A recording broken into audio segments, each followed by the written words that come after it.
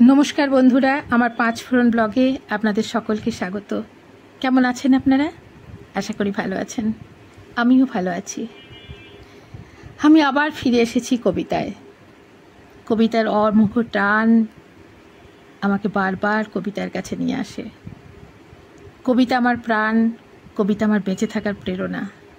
তাই তো বারবার ফিরে আসতে হয় কবিতার কাছে। তো আজকে আমি একটা কবিতা আবৃত্তি করে শোনাবো, এবং তার আগে বলে রাখি, অবশ্যই আপনারা চ্যানেলটিকে সাবস্ক্রাইব করবেন, লাইক করবেন, কমেন্ট করবেন। আপনাদের কমেন্ট কিন্তু খুবই জরুরি। সেটা খারাপ হোক, ভালো হোক, কেমন লাগলো অবশ্যই জানাবেন। আমি উপকৃত হব, নিজেকে শোধরানোর চেষ্টা করতে পারবো। তো যাই হোক, আমি শুরু করছি আমার কবিতা। আজকে আমি কবি অনির্বাণ দত্তর লেখা কবিতা তোমার জন্য কবিতাটি আবৃত্তি করে শোনাচ্ছি। তুমি চাইলে কি না দিতে পারি আমি।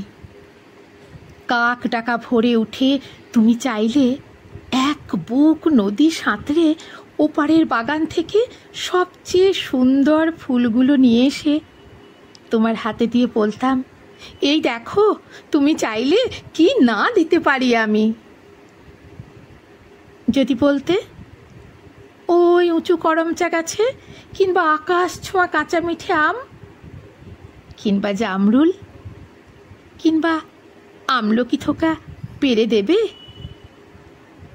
অমনি আমার চরকি নাচানো পায়ের আঙুলে কসরতের খেলায় তরতর করে এ ডাল ও ডাল সে ডাল ছাড়িয়ে প্রায় আকাশটার কাছে উঠে গিয়ে বলতাম, এই দেখো, তুমি চাইলে কি না দিতে পারি আমি। আর তেমনি তোমার বুকের ঠিক মাঝখানটাতে শিরশিরিয়ে ঘুরে বেড়াচ্ছে যন্ত্রণার যে বিষ পোকাগুলো।